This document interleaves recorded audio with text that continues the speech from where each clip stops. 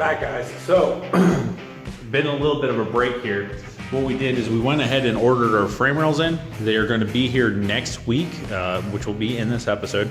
But we made some progress while you were gone.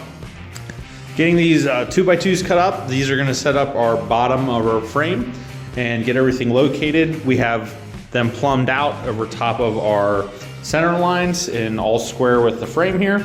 And we have our frame markings here, so when we go and get this thing clamped up, we'll be good to go. Frame rails will go on. We'll get that TIG welded this episode. And also, what we're gonna do is I broke some stuff. So we need to get this fixed. This was the tensioner that bolted on here. I accidentally ran it into the corner.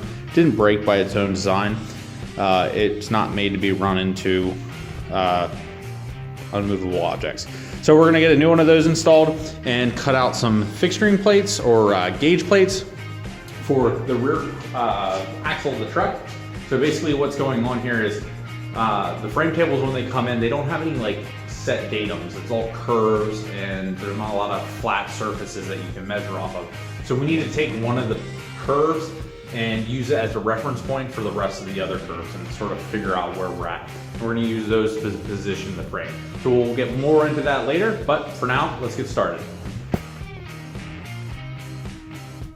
First things first, we need to get this broken 3D printed component and repair it or replace it. The other stuff's still there, so let's go ahead and do that right now. And there we go. So it's all printed up. This is PETG material, and basically, I'll see if I can do this while I'm holding it. This bolt goes through here, and this tensioner block right here, which is currently holding the belt, helps if I get it on camera. This belt is clamped in between here. Got some pressed in brass bolts, and then there's a threaded nut here. That rides in this channel right here, so it's captured. So we're gonna get this installed, I'll tension it up, and then we're gonna start filling up the table with water.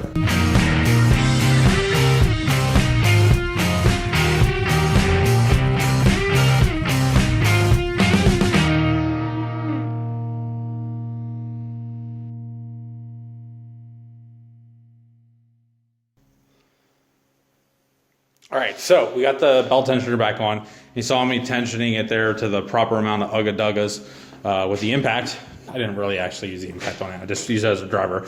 But anyways, when you're setting up a belt-driven CNC machine like this that has a slave axis or a lead lag axis for all you like politically correct people that don't know that's an actual technical term. Anyways, you want to make sure that the belt tensions on both sides are pretty close. So these belts do have a little bit of stretch, and if one side's tighter than the other, technically the spacing's different from one side to the other per cog on the belt. So one quick way to tune it, if you aren't deaf or at all musically inclined, you can check the tune on both sides.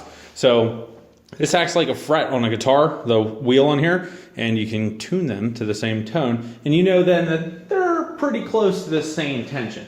It won't be exact depending on all sorts of other things, but it's better than anything else that we have here. So let's get this thing filled up with water and we'll get ready for cutting.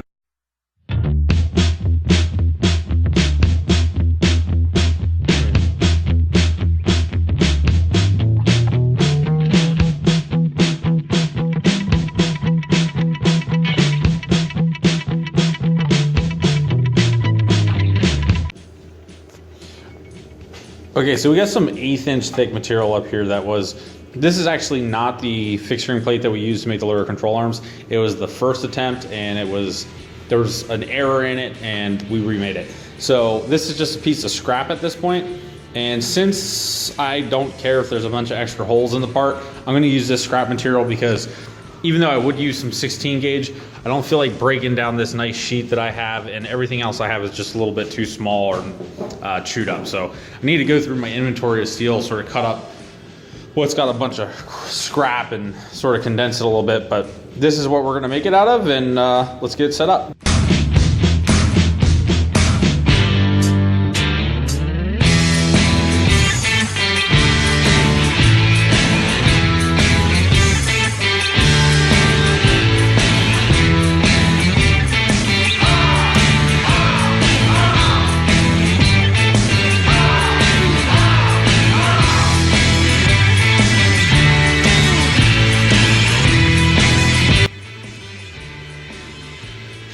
Butte, Clark. So, all right, there you go. That's the plate. So what we're gonna do, this will actually fit up into the riser, frame riser. And this is a 90-degree angle, and this is cleared out so it doesn't interfere with the radius. We have a notch here and a notch here to draw our center line. And then when we stick this up in, there's 2 bolt holes here. These are the actual bolt holes, not the ones left over, and 2 bolt holes here. We're gonna make some, I think I'm just gonna 3D print them, some like 90-degree pieces. I could make them out of angle iron, but I don't feel like it. So I'm just gonna 3D print some little pieces on here to hold this where it belongs and bolt them onto here through those holes. And then that'll give us a spot to clamp it up, and we can mount a plumb bob and all that fun stuff and hang it from there. So that will help us locate our plate. So that's it for tonight. I have more parts coming in. So the next time in like 10 seconds of this video, we're gonna start working on some other stuff, but I can't tell you what it is yet. Okay guys, it's a couple days later. We had some parts come in, and I have some ball joints here. This is the upper control arm ball joints with the extended stud for the extra geometry camber gain. And when I went to thread them into the lower control arms just to check fitment, I came to the realization that my second control arm was made better than my first control arm. So my first control arm, when I made it, I did not use the tubing notcher. I used that little 3D printed notching thing, and I probably had more gap than what the other one did. And because of that, it pulled in here. So basically everything sort of squeezed in. And when I welded this in, it went out around about 10 thousandths. So the 10 thousandths is just enough that you can't start the ball joint in there. But I was on left-hander chassis, and they sell this big tap, which is for these K772 style Chrysler screw-in ball joints. And we're gonna try to repair this and save it without having to cut it out or replace the lower control arm, because I got a lot of work into it and I don't wanna see it go. So let's give this a try, and I'll try to keep the swearing to a minimum.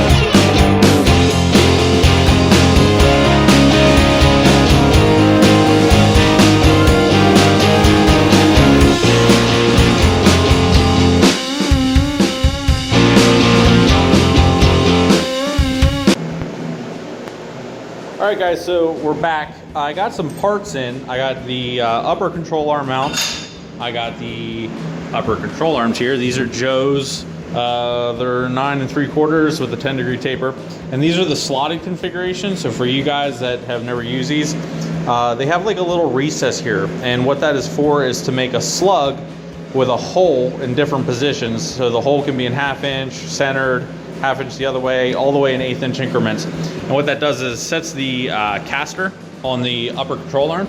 So that's pretty nice. So what we're gonna do, rather than spending the $15 for each individual slug, is we're just plasma cutting a bunch out. Now, these are not slugs for that. These are thicker. These are for these.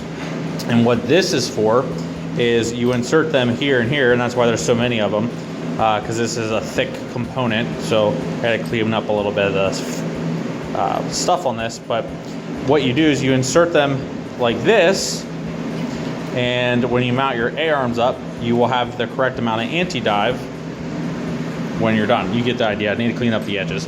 But this is how it works, and that will set the anti-dive. So what you can do is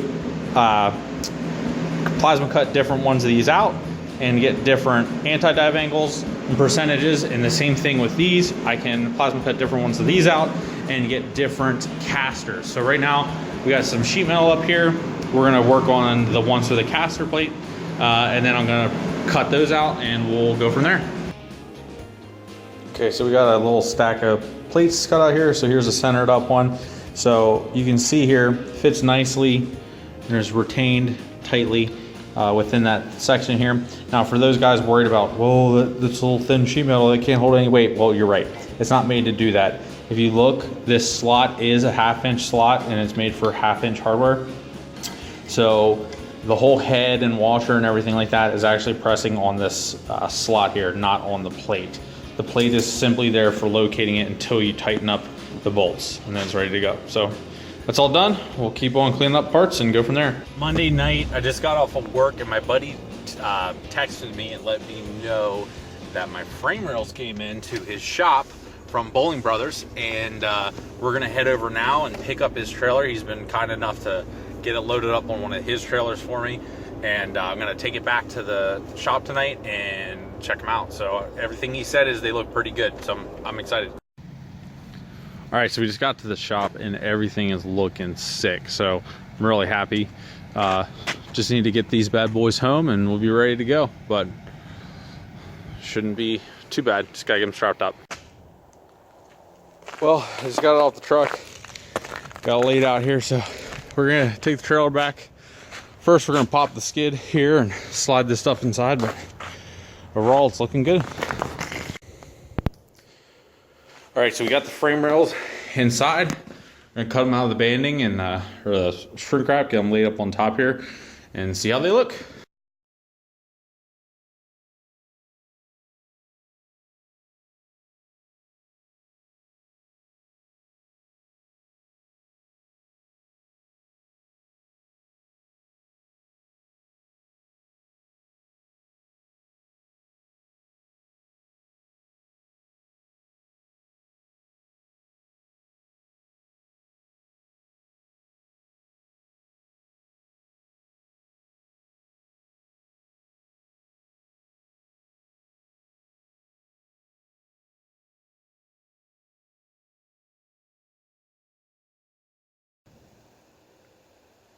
So this is in absolutely no way actually indicated and set up, but we got it pretty close. I'd say we're just doing some line of sight stuff here. We're within a 1/2 inch side to side. We got the frame rails on the proper centers, and we just have the cross member just sat up inside of here. And so far, I'm really liking what I'm seeing. Got nice clearance here for everything, and I think we're gonna be ready here soon. Start laying this chassis out the rest of the way. We're gonna go ahead. I'm gonna need some help. I'm gonna have my dad come over and we're gonna lay the chassis out, plumb bob everything and make sure it's really accurate. And then we're gonna go ahead and weld it all up, get stitched into place. But man, I'm really starting to like the way this looks. You know, in the CAD models and stuff, it's hard to tell, but just the clean fit and finish of this is coming together. I'm really happy for my basically my first fabrication project on a car. This is a little ambitious, but I'm really happy how it's turning out. So we'll keep on moving along here. The next part of this is we're gonna get this whole thing crewed out. We're gonna go through this process and show you how I get this sort of set up in the proper space and indicate the rails to each other and then indicate the cross member into the rails. And we'll get started on that next. But I think I'll call it a night for tonight and go in and spend some time with the kid and wife. But yeah, super happy with this. All right, fellas, so it's the next day and I got the template here for right there. You can see the rear wheel arch there. So what we're gonna do is we're gonna try to locate the center line of that rear wheel arch, get that done first. Then what we're gonna try to do, which I'm not quite sure how to do yet because I had to get the laser back, is we need to go from the center line of these arches and go 116 3/4 inches forward. Now I can do that on the floor, or I can do that on the rails. Not exactly sure yet how I'm gonna do it. I think I'm gonna have to go off a floor measurement, but that's what we're gonna get started on now. and see if I can figure this out. But yeah, let's see what we can do.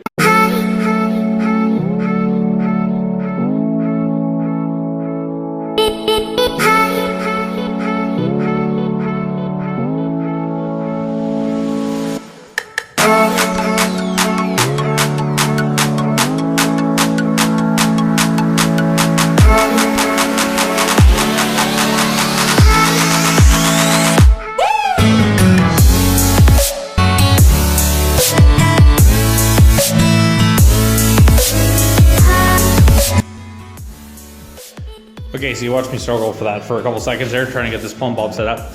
But so what we have right now is we have this clamped at a 90-degree angle, and that will locate the center line here. What we need to do is I drew a line from the front where the frame rails will start, which is based on the front of the frame table, and came back the frame table 143 in 0.75, which is basically the wheelbase plus the overhang of the front frame or the front wheels. And I have this edge here is how far we need to be. And you can see that this rail is about ½ an inch forward right now. So we need to unclamp it and slide it back a little bit, and then we'll get this frame rail sort of placed. I'm not gonna try to get it perfect, but we're trying to measure more than anything right now. So just wanna get it really close. It doesn't have to be, it needs to be perfect forward and back right now, but it doesn't need to be side to side. So we're gonna slide it back, get it close, and then what that'll allow us to do is we can, once this is dead nuts on here, we can come up here where our front wheel center line is and transcribe that across here. Still haven't figured out how I want to do that. I'm probably gonna do a similar method where I pull this cross member out, lay a bar across, and then drop a plumb bob across the edge of the bar, and then that'll help me find that at that point. So let's try to do that now.